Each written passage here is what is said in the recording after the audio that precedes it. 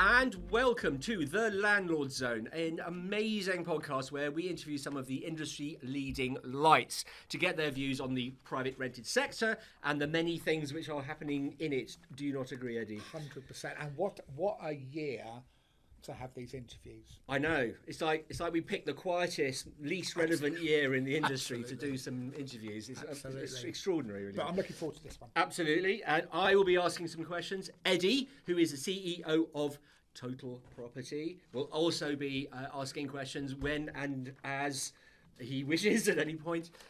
However, the person we are talking to today is Harry Trueman. To use your informal name, I think that's correct. Yep. Who, to use your very formal name, is Group Lettings Director at Andrews Property Group. Yes. But also the current holder of the President of PropertyMark title. I said all of that without saying Can I just point this out? In short, an amazingly powerful individual. Indeed. Well. Indeed. A leading light doesn't really cover it, does it? So we are going to hopefully have an interesting but informative chat with Harry. Welcome. Thank you very much for coming up to Boreham Wood.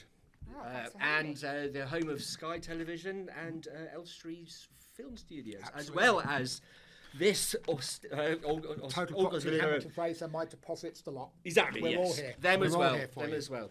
I'll point out that they're nothing to do with Elstree. Or Not yet, anyway. Anyway, thank you. So I'm going to go straight in with the first question. Why property? Well, like most people, I think, in property, I fell into a role in property. So I came back from travelling when I was 21 and I needed a job. I didn't want to be a waitress anymore. And my friend got me a job in a tiny little service department and letting agent in Cardiff Bay. And I stuck around because I loved it. I found I was really good at it and managed to build a career out of it. And it's one of my big passions for this industry, that one day we will be able to see young people go home from school and tell their parents that they want to be a letting agent or an estate agent when they grow up. And I say that to people and they laugh at me because they're like, oh, that'll never happen. It will. We are going to build career paths for people. We're going to make sure that this is an industry that people want to be part of, that they don't just fall into it and stay because they realise how great it is. Focus down. What about it? I mean, is it the property management side? Is it the maintenance side? Is it the Salary? The salary. Yeah, the salary is in good. terms of which bits I Yeah. know. What did you really feel? So was it going out and seeing them, meeting the landlords and the tenants, or was it doing the? I think there's loads of different angles I love about being in lettings. I've only ever really been in lettings, and most of my experience is in property management. So I really like helping people. I like, letting agents get this bad name, but actually we exist to help tenants, to look after tenants on behalf of landlords. So I always really liked problem solving my way around issues and building on those relationships. As a letting agent, you have great relationships with landlords, with your tenants, with your contractors, and that's part of the job that I really loved. So I really built that relationship building side has been the core part of being a letting agent. And where do you find people are, the youngsters coming in? I mean, everyone's a youngster when they look at me. But the younger people, where are they struggling in terms of when they come into lettings? Why aren't they staying longer? What is the core ability that you would be looking for? I've got my view. I've been really interested in. I think lettings and property in general is a really high pressure industry. So you are balancing the wants and needs of lots of different people. And as a letting agent, you're in the middle. Your landlords think that you're trying to spend too much of their money. Your tenants think you're not dealing with things fast enough. So you're really in the middle. And it's also volume. You get a lot coming at you. So I think occasionally we see young people come in who don't have that resilience that they necessarily need. They haven't been able to build that up through time in the workplace, and that's where we lose them. They're not coming in with the understanding that times are going to be tough. They're going to go through hard times. But what I tell my team is that every time you go through a difficult situation within property and you learn how to overcome it, you have that learning for the future. So when they come to me and they say, Harry, how do we deal with this? The only reason I know how to deal with it all is because I've done it. So they need to look at it as positive, like, this is how you sort that out. I'll remember this next time. But unfortunately, young people don't seem to have that view. They just see it as stressful, and they could get paid a similar amount for working in a shop, and then we lose them from the industry, which is sad. Agent. I think I know where I'd rather be. Well, yeah. Definitely a letting agent. Yeah, me too. But communication's quite key. Definitely. And I think a challenge I see for landlords and agents, to be fair, and I deal with a lot of both. Landlords want communication. Yeah. Letting agents want to give the communication but don't necessarily know how. And with regulations changing, especially this year, of all years, communication is absolutely key. And I think, I don't know if it's general. I think the younger people tend to try and hide behind email a bit more. Yeah. I want a phone call. I'm old school. I want someone to say, I've got a problem with your tenant, I'm sorting it. Or at the end of the tenancy, I've had a chat with the tenant and they want to stay on, or actually they want to go, so we need to jump on this now. That's where I think we need a bit more effort in the industry. Definitely, you're 100% right. There's two things that I tell my teams all the time. It is call them and then follow up with an email. And then follow up with an email, so that's absolutely. number one. And the other thing is you can never over-communicate. And I think as an industry, we are very guilty of, in the background, doing all the work, getting things done, but then not telling our customers about it. So they're sitting at home thinking nothing's happening. We need to be over-communicating. Even if you don't have an update, let them know you don't have an update. So we run the property redress, here, and we're dealing with complaints, and they are service level complaints. So we don't get involved in necessarily who's right, who's wrong, and whether the fees are worth it or whatever it happens to be. But it generally is about service, and I would say 60 to 70% of awards made against letting agents are purely because of a lack of communication, or can I say evidence of a lack of communication, because it's all about who said what, where and when, and it's generally one person on the phone against another person on the phone.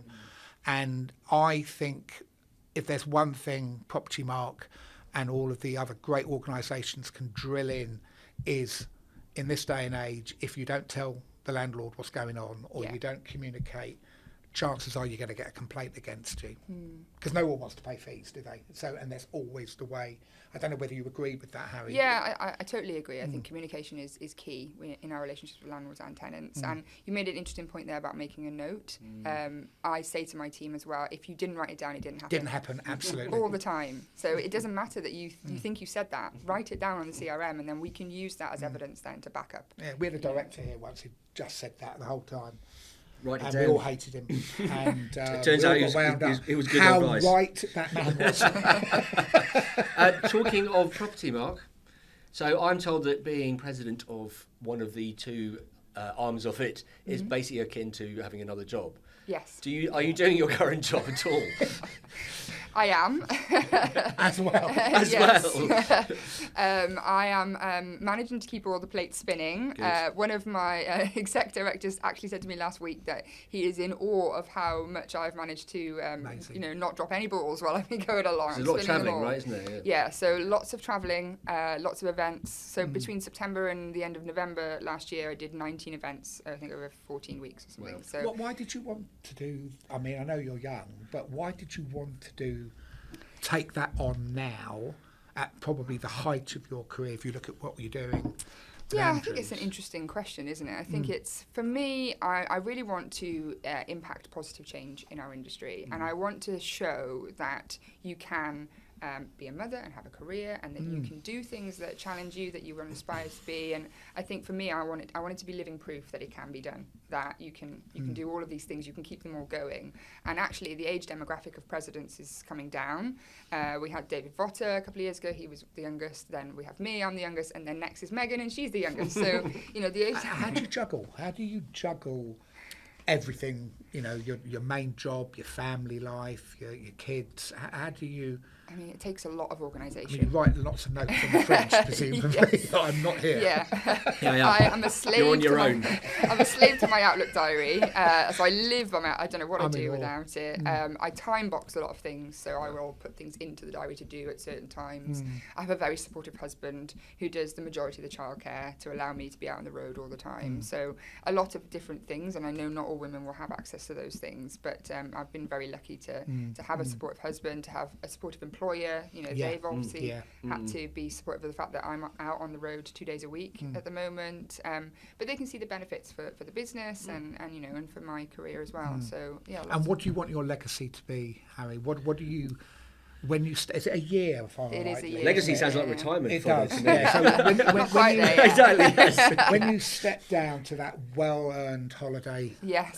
to the Caribbean to relax Yes. for 3 months, just letting your employer know you won't be here for 3 months at the end of it. Thanks. What do you want to be remembered for? So my talk that I speak at on every conference is about, as I've already mentioned, getting younger people into this industry and how some of the ideas that I have, how we can go about this. So I speak to 150 different agents a week about this topic, and I hope that some of those agents will take away some of those ideas and implement them into our own business, because nobody's coming to save us with this. We have to, as an industry, adapt what we're doing to appeal to a younger generation. So if they can just do a couple of the things that I've suggested, for instance, we don't have career paths in agency. You know, you join, you become, you go into the police, you go into the NHS, you go into the army. You know what your career path's going to look like from the start. You're going to do this, you're going to get there, you're going to do this, you're going to get there. Young people don't understand what a career path looks like in a estate agency or lettings because nobody talks about it. We just assume that they know that they're going to get to senior negotiator and then assistant manager and then manager.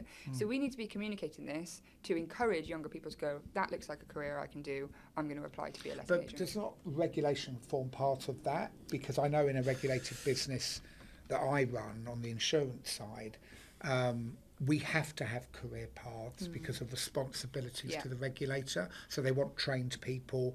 Only certain people can do that oversight, and then blah, blah, blah, blah, blah.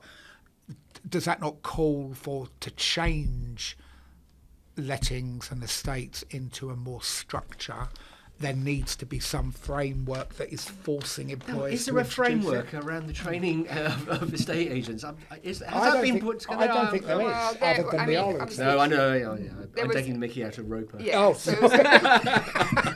So unfortunately, we were all for Roper, Yeah, and yeah. you know we really backed the findings that Yeah. came forward with. Eddie's right. There isn't one. There's is nothing, there? There isn't. and there's nothing in the renters' rights. They're No. totally they're talking about regulating landlords more, but actually there's no further regulation for agents, which is really disappointing to see. I thought that was back on the agenda. Or did Well, was that not Penny, the current housing minister made sounds about it before the Oh. election and just after the election, And then but hasn't it's spoken. gone very quiet since. I mean, renters' rights would be the perfect time to bring it in, Wouldn't you they? think? Yeah, Absolutely. just slip it into the. Unfortunately, yeah. another whole podcast on that? I think. Yeah. Harry, you work for a very large letting agency. There's a lot of noise in the market about landlords exiting the market. Now, I have a slightly different opinion that I think, yes, there is a little bit of exit, but I do think the demographic of landlords of older, where they can get a good return now in stocks and gilts, and Yeah. the interest rates are at that level. And I do think the Section 24 tax issue has not helped, but mainly because I think they're coming to their late 50s, early 60s, late 60s and thinking, well, actually, time to offload. What is your opinion? Are landlords running for the exit? I think that I don't think they're running for the exit in mass numbers. I think that is a bit of a misconception by the press. It's a polite way of saying it's not true. Sorry, no, just- It's not as sensationalist as some But magazines make it. I do think you're correct. I do think there is a change in landlord behaviour. And I think if you were a landlord who bought in the early 90s, early 2000s, you might have bought one or two as a bit of a hobby because your friends were buying. I think it's those landlords who are getting out because it's no longer profitable to have that one or two property. And you're getting to a point in your life where you want to release that capital and enjoy it. So it's really interesting. I look at the different branches that I've got. And I've got some branches that are in really rural farming towns, and it's those landlords are the ones that we're seeing are selling, are leaving because they're probably farmers or that kind of thing. Whereas if you look at cities, that's where you see more proper investors coming in. They're set up, the limited companies. Those are growing and they're still buying. And I'm a young landlord. I'm still buying. That is my retirement plan for the next 30 years. Yeah. And there are more people like me who are doing that, who are joining, my friends. So I think we're definitely seeing a change in behaviour. We're seeing a change in landlord age demographic. Landlords are leaving because they want to enjoy their assets. But there are younger landlords joining. Do you find that the younger landlord or landlords are better informed because they're not accidental? Yes, I yeah. suppose. Yeah, and they're consuming their information in different ways. Yeah. So, you see them, they're coming to us and saying, I've researched this, and I've watched this video on this, and The they're TikTok landlords. The TikTok landlords, yeah. And actually it's quite interesting because you can have a much better dialogue with these landlords. I had a really good conversation in a branch a couple of months ago with a landlord about a PAT test. Because he was saying, well, tell me where the legislation says that I have to have a PAT test. And I said, oh, well, it's a bit different to EICR legislation. You're obligated to ensure the safety of the property, and to ensure the safety of property, you get a PAT test for the appliances. And he was sort of sparring back with me and saying, where does that say it? So they are better informed, but that's a good thing. That's a good thing for tenants because it means that they're better looked after, they have better quality rental properties, and they're safer in their properties as well. I mean, I do agree with that. I think the younger generation now, they are more. It's not all about the money. It also. I mean, I know for the longer term, they probably look at it, but they are more socially aware, and property conditions are more important to them, and the all of the thrills and the bells and whistles that they enjoy when they're at home or when they're living with mum and dad, they want to introduce to that property. So faster broadband, Ring technology for security and that sort of thing. And they want it, they're buying properties where there's gyms nearby, and because that makes them more desirable. And I think they get that because they're looking at, would I want to live there? Yeah. And I think that is very true of the younger. Well, millennials are more socially conscious. Absolutely. We are socially conscious consumers. We see this in a rise of different products and businesses that have prospered over the last few years. So it's only natural that they would also consider that with their rental properties as well. You could do a whole podcast. We could. Which is, I just might suggest on where landlords. Why are people landlords? Yeah. And it's because I assume it's historically changed.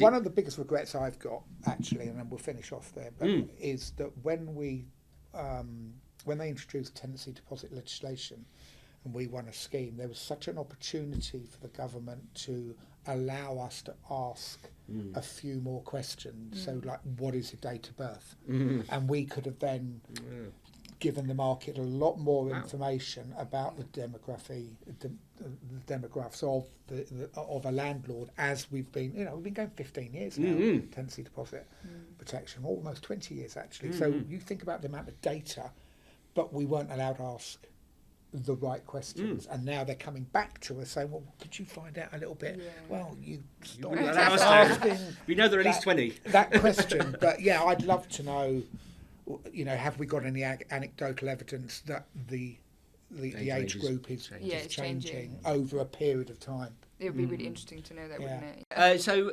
given that a lot of people in the industry who do want to move up through it and have ambition, and who are at least half of which or whom are women, how do you feel the weight of responsibility on your shoulders to be a flag waver for more representation of women in the industry? Is that how you feel, or do you not feel that? It's not a weight on my shoulders, but I think that as a woman who has progressed in her career in property and holds a senior level, that it's my obligation to talk about that and to talk about how I got there and how I manage it, how I juggle it, because I'm living proof that it can be done. I think the workforce is split. I think I've got a stat here. It's 49% of over 16-year-olds in employment in the UK are female. So they're pretty evenly matched. Yeah. And then that stat gets smaller and smaller and smaller as we go up. And of the FTSE 100 CEOs in the UK, only 10 are women. So 10%. So it's the same for agency. We have a very small amount of women in senior roles within agency. And as a woman in a senior role, I think it's my duty to talk about it and to try and help more women see that it is possible.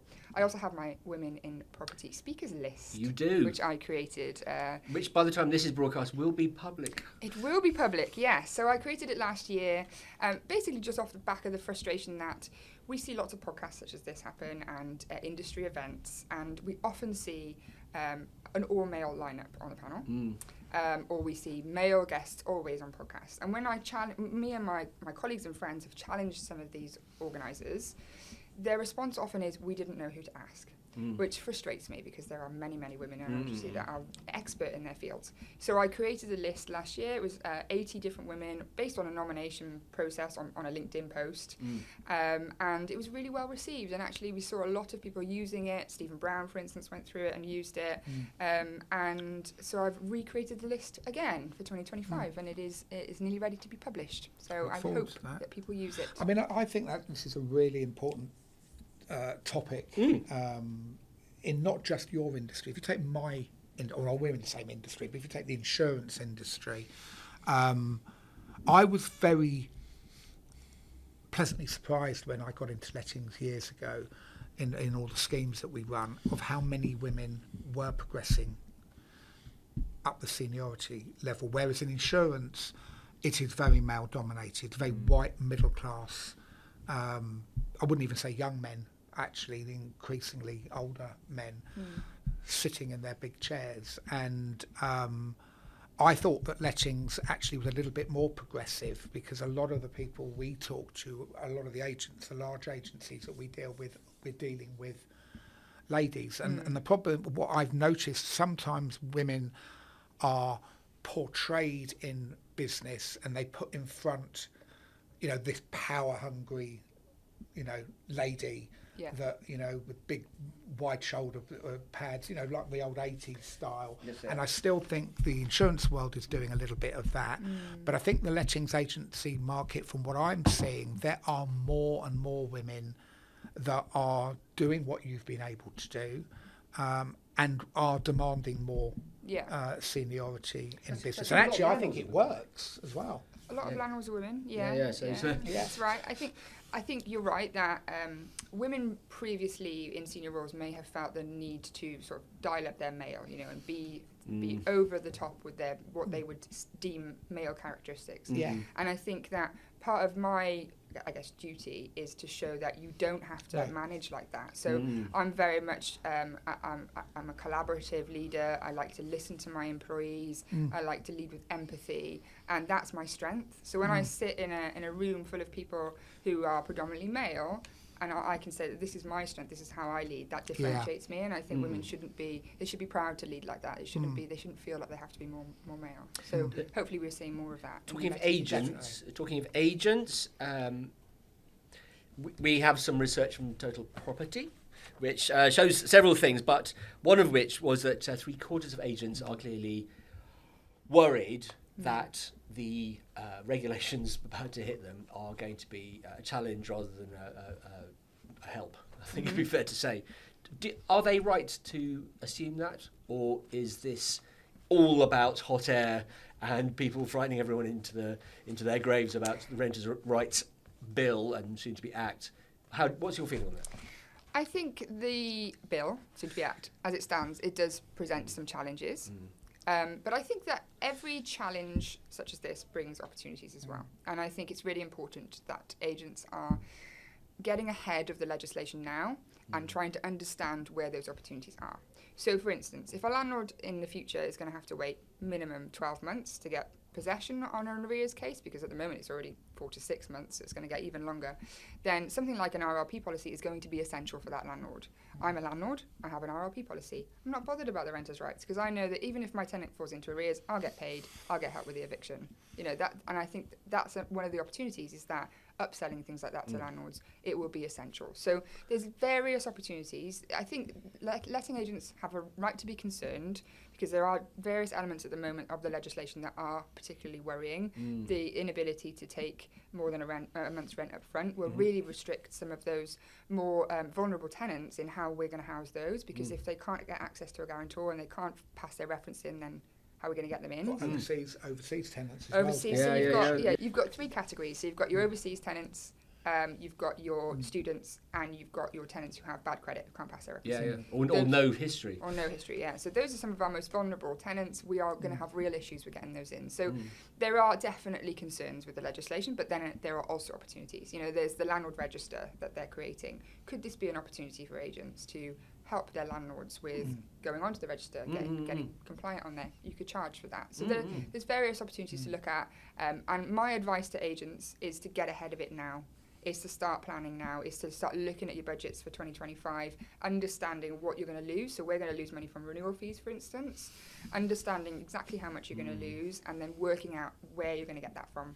What other things you can do to make that back up. So focus on that little bit, if you don't mind, on the renewal. I mean, obviously, if you're running a fully managed book of business, then obviously there isn't a renewal 300 fee properties every because year it's renewing. It's rolling each month is how the management charge. And the let only, I agree, where maybe an issue at the end of the tenancy, certainly if it gets renewed. So are you seeing more and more letting agents, or is PropertyMark pushing the whole idea of getting landlords onto a fully managed service which will protect a large percentage of the income? Yeah, I think I'm not speaking for PropertyMark here, but from myself as a letting agent, we're very much talking to our landlords about the benefits and the necessity to be managed by a competent, qualified agent. Because if you think it's difficult now to manage your properties, it is going to get so much worse. And I always use the example that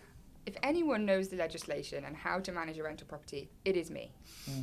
I am managed by an agent, my property, because I just don't want that liability. If anything goes wrong, I've got somebody to point the finger at. I don't want to have to sit there remembering when the gas safety's due. So I think that if you're a landlord and you are managed by a great agent and you have an RRP policy, the Renters' Rights Bill is not going to be a concern to you. You're going to be covered. And that's the message to agents at the moment. I think terms and conditions need to be looked at by agents as well, because there's a lot of archaic terms and conditions, and I think the biggest frightening thing for agents and landlords, but let's focus on agents for the minute, is they don't know the full detail. No. Yeah. And the government, because this has been rumbling on for 3-4 years, and it's been March is going to be busy. Absolutely, and I think agents are just holding back a bit because they don't know. Are they going to, if you take Section 21, they're all saying it's going to happen immediately. So what happens? Does everyone have to reissue their tenancy agreement? Or from what I've heard, rumblings, it'll just be certain clauses will be outlawed.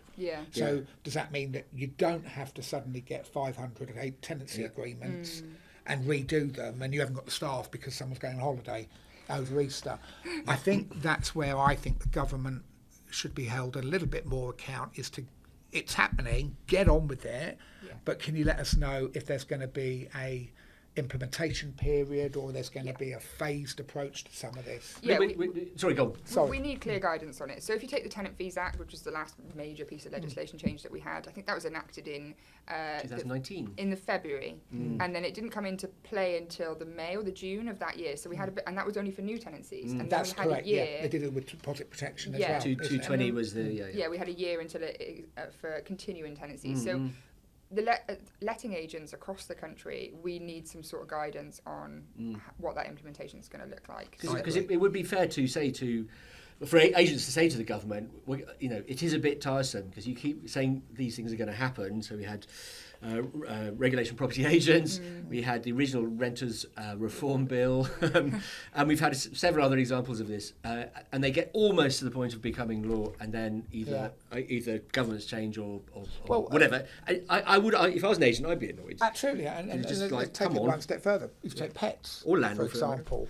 So at the moment, charging a tenant for anything to do with the start of a tenancy is currently banned. But in the Renters' Rights, it's saying you can charge for an insurance policy back to the tenant. Yes, because they're going to amend are they going to amend the Tenants' Fee Act? Yeah, we hope so. Well, that's what they're saying they're going and to then do, how quickly is that going to happen? And what's the detail on that? What's the detail? And that's what we're missing at the moment. You're right. And I do think that's a problem, let alone the court problem. But I do think from the letting agents, and I think that sentiment, I think that it was something like 40%, no, 3/4 of agents have said that they are concerned about the impact. Well, that's a large number.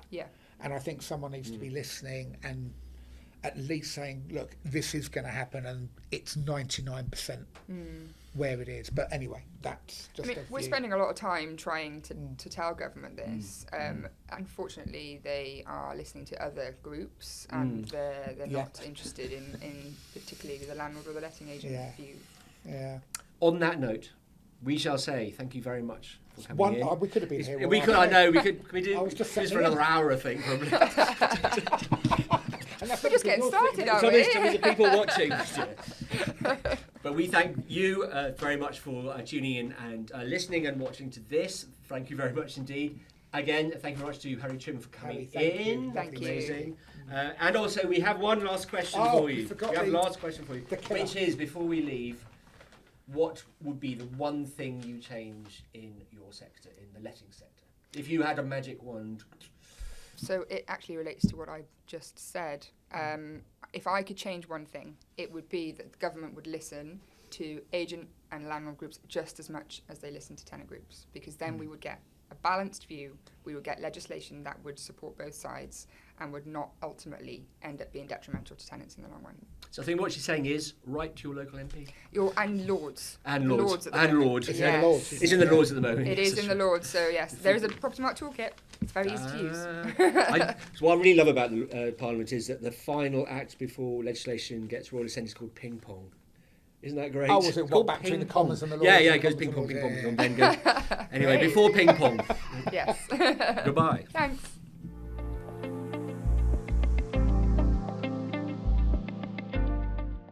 That was an amazing interview with Harry Trueman, and we say thank you to her for the time that she gave us. But before you go, please do visit the Total Landlord Knowledge Centre and also Landlord Zone for your news and updates on the latest legislation.